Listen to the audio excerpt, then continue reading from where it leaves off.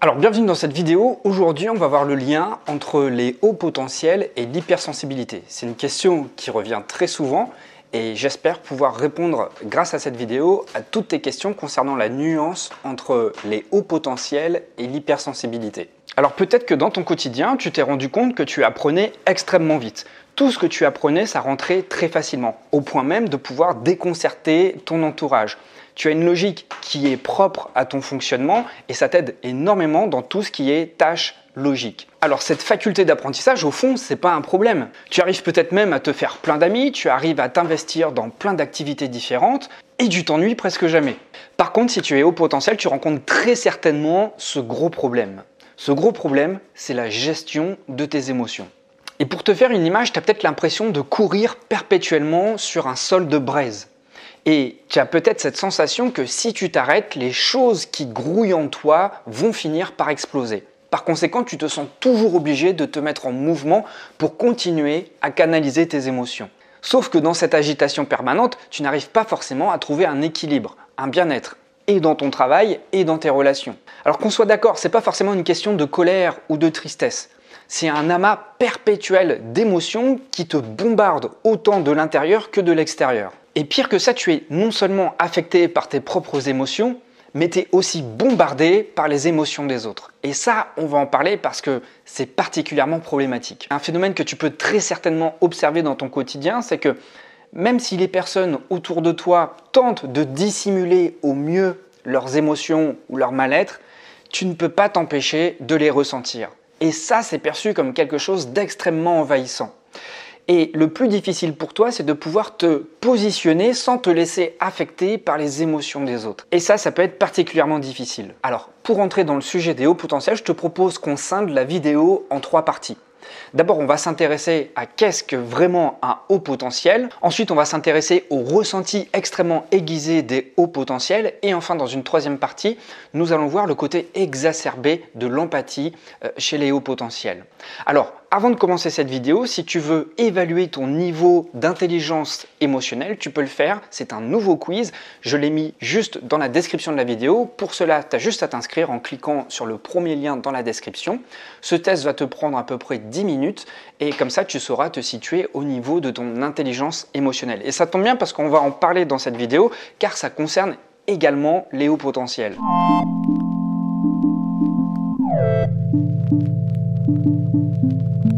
Alors, qu'est-ce que vraiment un haut potentiel? Il y a plusieurs nominations pour cela.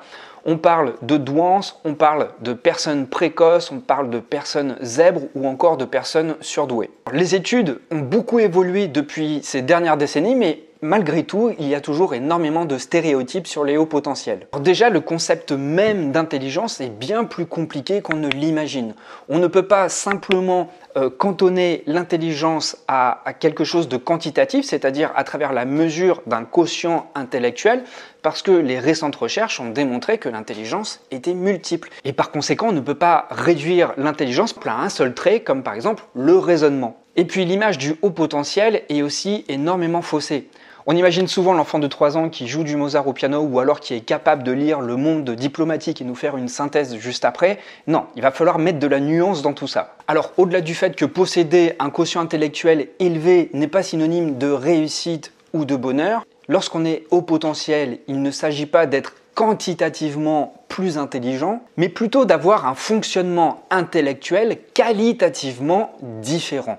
Il faut vraiment faire la nuance entre les deux. Et donc la question du haut potentiel se pose en termes de fonctionnement cognitif, c'est-à-dire la manière dont je traite l'information, et en termes de fonctionnement émotionnel, comment je traite mes émotions. Toutes les personnes haut potentiel sont sans exception des personnes émotionnelles, réactives, sensibles et très souvent envahies par des bombardements de stimulation émotionnelle. Tous les hauts potentiels sont sans exception des personnes sensibles, des personnes réactives, des personnes émotionnelles, mais également des personnes qui sont très souvent envahies par la tonne de stimuli sensoriels et émotionnels qui les entourent. En ce sens, on peut donc dire que tous les hauts potentiels sont des personnes hypersensibles. En revanche, tous les hypersensibles ne sont pas des personnes haut potentiel. Et vous allez vous rendre compte de la nuance au fur et à mesure qu'on va avancer dans cette vidéo. Et c'est justement cette haute sensibilité qui pose problème aux hauts potentiels, parce que ça les fait sentir très souvent comme des extraterrestres. Alors maintenant, on va justement s'intéresser au fait que les hauts potentiels perçoivent plus, donc ressentent plus.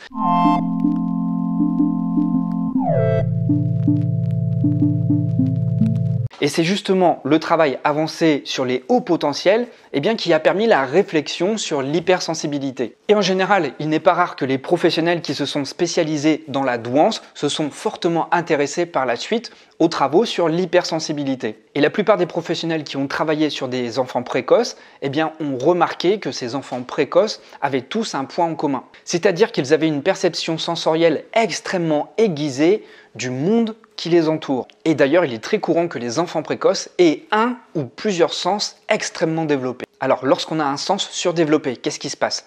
C'est pas forcément agréable. Parce que lorsque ça arrive, on est bombardé d'informations à un tel point qu'on ne sait pas gérer cette intensité sensorielle, ce qui donne très souvent lieu à des débordements. À des débordements parce qu'on n'arrive pas à trier l'information, c'est-à-dire qu'on perçoit le monde à vif, sans filtre, ce qui donne lieu par la suite donc à des débordements émotionnels. Par exemple, un haut potentiel qui a un voisin dont la montre bip en permanence, ça peut le rendre fou. Une odeur trop persistante peut lui donner la nausée. Une couleur trop vive dans son environnement peut lui donner d'atroces migraines. Et c'est donc cette perception trop intense et trop incontrôlable de tous ces stimuli extérieurs qui conduisent à l'hypersensibilité. Alors évidemment, d'autres facteurs rentrent en compte dans la perception de soi et du monde des hauts potentiels. Et ça peut être teinté parfois négativement, parce qu'il est très courant qu'un haut potentiel ait une estime de soi relativement basse, peu de confiance en soi, mais aussi une difficulté à faire des choix, et puis aussi l'observation de se sentir très régulièrement en décalage par rapport aux autres. Ça peut être source de souffrance. Mais retenez bien que l'une des principales sources de souffrance chez les hauts potentiels, c'est d'avoir cette capacité d'inhibition des informations entrantes. Je le répète, les personnes hauts potentiels sont sans arrêt bombardées au niveau de leur sens. Et donc, comme ils perçoivent un monde sans filtre, ils vivent dans un monde amplifié. Ils deviennent hypersensoriels, hyper émotionnels et par conséquent, ils sont sans arrêt envahis par leurs pensées. Alors maintenant, nous sommes dans la troisième partie et nous allons nous intéresser au côté empathique, mais empathique exacerbé chez les hauts potentiels.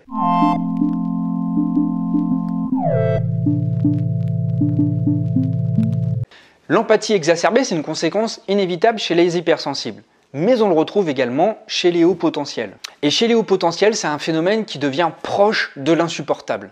Alors, vous connaissez tous l'image de l'être éponge, c'est-à-dire la personne qui absorbe tous les affects, toutes les émotions de son entourage. Alors, chez les hauts potentiels, ça peut vraiment prendre des tournures très étranges. Ce qui est vraiment étrange, c'est que les hauts potentiels perçoivent les émotions des autres alors que les autres essaient de dissimuler leurs émotions. Et c'est très compliqué pour un potentiel de venir parler de leur ressenti par rapport à ce que ressentent les autres parce que le plus souvent, les autres n'ont rien demandé.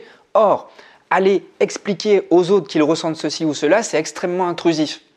Ce qui est compliqué dans l'histoire, c'est de garder tout ça pour soi. Parce que lorsque je dis que les hauts potentiels vivent les émotions des autres, ils sont vraiment habités par les émotions des autres. Ce qui peut les amener parfois à être tentés de résoudre les problèmes émotionnels des autres pour se sentir équilibrés eux-mêmes. Et ça, c'est vraiment quelque chose de très délicat à gérer. C'est très délicat à gérer parce qu'ils ne peuvent s'empêcher de capter les signes subtils. Ça peut être un sourcillement, ça peut être un soupir, ça peut être l'observation d'une posture un peu renfermée. Ils ont vraiment cette acuité intuitive qui est vraiment couplée à l'empathie. Par conséquent, ils arrivent vraiment presque de manière irrationnelle à capter un grand nombre de signes et ça se fait très probablement inconsciemment.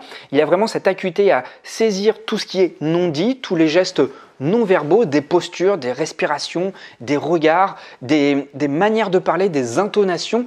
Et ça, couplé avec une empathie exacerbée, ça crée un feu d'artifice d'informations qui est parfois complètement ingérable. Ce qui donne lieu très souvent à des dérapages émotionnels parce qu'ils sont complètement submergés et ils ne savent absolument pas comment gérer tout ça.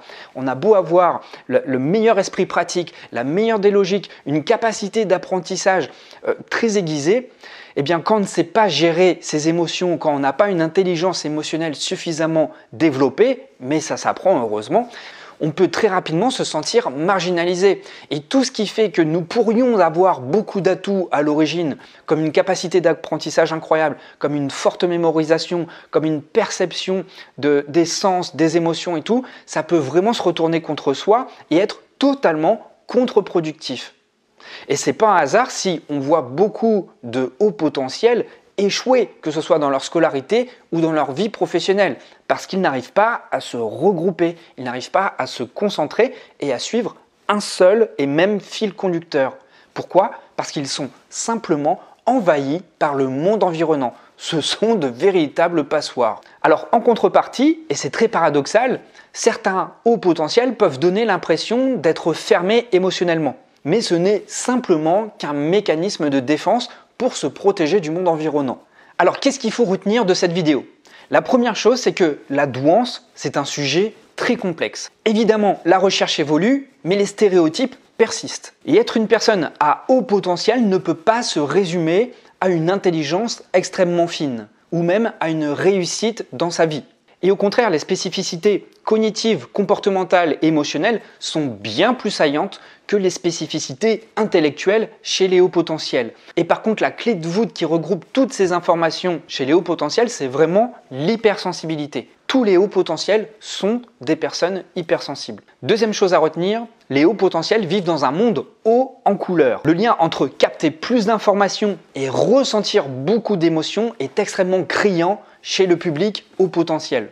Je le rappelle, la capacité à percevoir beaucoup plus de stimuli avec énormément d'acuité fait que la perception du monde est extrêmement amplifiée. Du coup, on voit plus, on sent plus, on entend plus et on ressent plus. Et il y a également cette impression persistante que rien n'est contrôlable. Il se laisse complètement déborder par toutes ces informations.